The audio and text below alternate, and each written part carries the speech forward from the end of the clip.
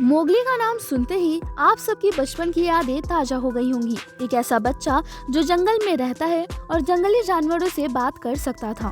Mowgli का cartoon character हम सभी के दिल में एक खास स्थान रखता है। इस कहानी के मुख्य किरदार मोगली पर आधारित अभी तक बहुत सी फिल्में, कहानियां और कार्टून बन चुके हैं। हालांकि इस कार्टून कैरेक्टर को लेखक रुडयार्ड किपलिंग ने पहली बार 1894 में द जंगल बुक नाम से एक रचना में प्रस्तुत किया था। लेकिन आप में से बहुत से लोग या नहीं जानते होंगे कि मोगली का ये किरदार ऑथर रुडयार्ड किपलिंग ने एक असली इंसान पर आधारित होकर बनाया था। आज की हमारी यह कहानी उसी असली मोगली पर आधारित है, जिसको सुनने के बाद आप बोलेंगे मजा आया। तो चलिए बिना किसी देरी के शुरू करते हैं। सन 1877 में उत्तर प्रदेश के बुलंदशहर में स्थित जंगलों में शिकारियों के एक ग्रुप को एक अजीब सा दृश्य देखने को मिला। उन्होंने देखा भेड़ियों के बीच में एक लगभग 5 से 6 साल का बच्चा बैठा हुआ है, लेकिन वह भेड़िए बच्चे को हानि नहीं पहुंचा रहे थे।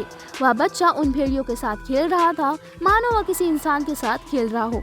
शिकारियों के इस ग्रुप ने बच्चे को भेड़ियों से अलग करने का फैसला किया और भेड़ियों के झुंड पर हमला बोल दिया। उन्होंने उस गुफा को भी आग लगा दी जिसमें कुछ भेड़िए जाकर छिप गए थे। इस हमले में एक भेड़ियों को मार कर गिराया गया और काफी मशक्कत करने के बाद उस बच्चे को भेड़ियों से अलग कर दिया गया। शिकारियों ने बाद में इस बच्चे को आगरा के सिकेंद्र मिशन ऑर्फनेज में भेज दिया ताकि उस बच्चे की ठीक तरह से देखभाल की जा सके। लेकिन अनाथालय को इस तरह के बच्चों को कैसे हैंडल किया जा सके कोई जानकारी नहीं थी। यहाँ इस बच्चे को नाम दिया गया दीना सनीचर। यूँ तो अनाथालय के बाकी बच्चों के साथ ही रहता था, लेकिन वह बाकी बच्चों से बिल्कुल अलग था। वह बाकी बच्चों की तरह बोल नहीं पाता था, सिर्फ जानवरों की तरह आवाज निकालकर अपनी बातों को समझाने की कोशिश करता। वह अपने दोनों हाथों और पैरों का इस्तेमाल करके बिल्कुल किसी 4 पैरों वाले जानवर की तरह चला फिरा करता था और जमीन पर गिरे पानी को भी चाट कर पीता था। किसी गिलास या कप में पानी दिए जाने पर दीना यह नहीं समझ पाता था कि उसका क्या करना है। वह सिर्फ और सिर्फ कच्चा मांस और मछली ही खाया करता था। दीना ने शुरुआती कई सालों तक पके हुए खाने को छुआ तक नहीं और खाना परोसे जाने पर किसी जानवर की ही तरह सीधा थाली में मुंह डालकर खाने को खाता था।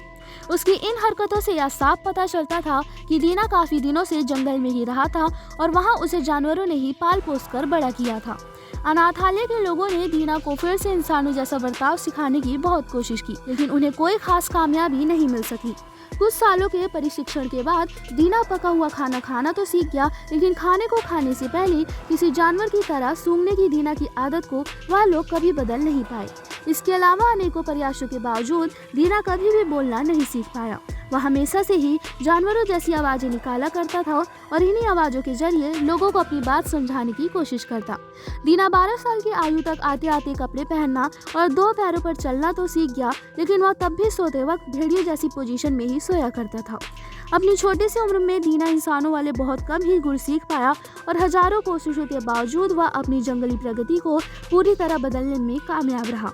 पर जीते जी उसने कभी भी किसी इंसान को अपना दोस्त नहीं बनाया। उसने कभी किसी इंसान के प्रति अपना लगाव नहीं दिखाया। हालांकि अनाथालय में रहने वाले एक डॉग से उसकी काफी अच्छी दोस्ती थी और वह दिन भर उस डॉग के साथ रहना और खेलना पसंद करता था।